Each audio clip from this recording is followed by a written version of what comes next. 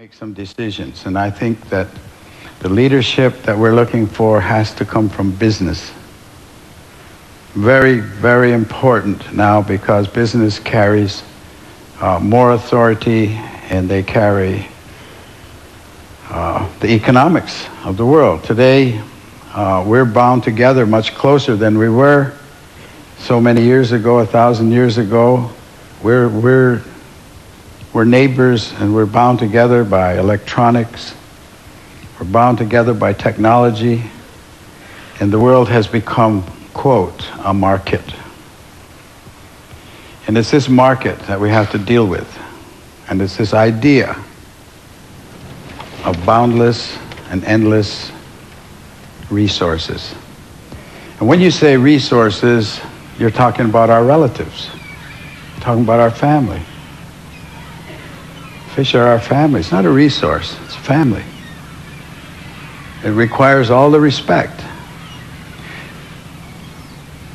The structure of the world itself is such. It functions on natural law, and the natural law is a powerful regenerative process. There's a process of regeneration that continues and grows and is endless. It's absolutely endless if everyone agrees to the law and follows the law.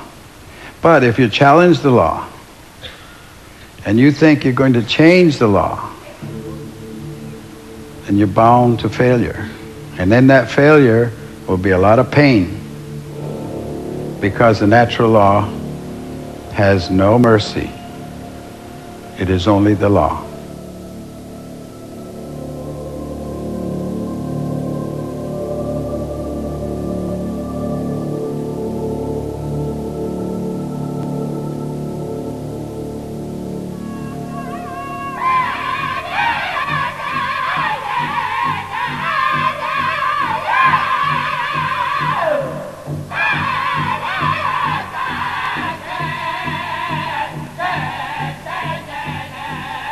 The earth is all-powerful. Wasn't made here for human beings. He said we're part of it. But we don't have to be here because the earth has its own process.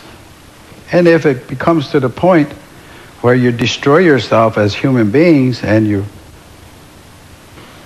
destroy life and finally leave this earth, the earth's not going to disappear.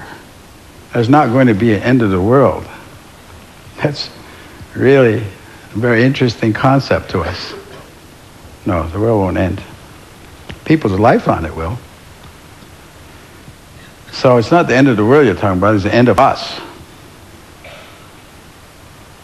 And the world, no matter what damage you think you've done to it, will regenerate, will regreen, will redo everything that was here at one time, except there won't be any people. Because it's got all the time in the world. I said, now, as you're coming down the final stretch, you're racing towards the finish, and there is the stone wall, and you're not pulling your horse. You're not stopping. You're in fact accelerating. I said, now, that's the way I see the use of what you call resources. You're using them faster than they're reproducing. And you're headed towards that disaster, and none of you are pulling your horse. I said, take the example of a car race or racing cars. They have a yellow flag. When there's an accident or something, a yellow flag comes out, everybody gets into line, and they slow down, and they have sort of a common sense about that, at least. I said, do you have a concept of a yellow flag? Is there a yellow flag amongst your ideas or your thinking here? And one of the gentlemen, and they were all men,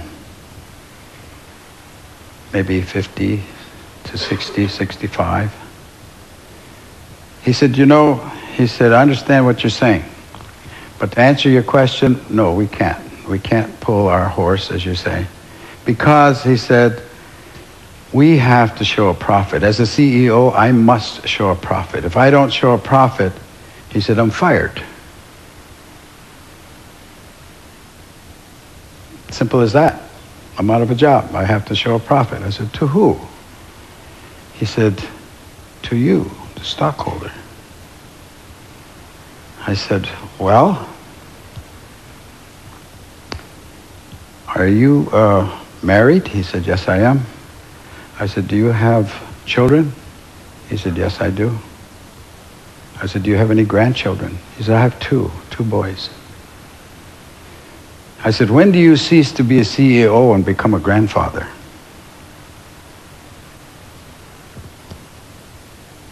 There was a lot of silence there because that was a moral question. And if you don't have a moral question in your governing process, then you don't have a process that's going to survive. That's the governing law, the moral question. You must have a moral society, or you won't have any. He couldn't answer the question, and neither could anyone else, because it was a moral question.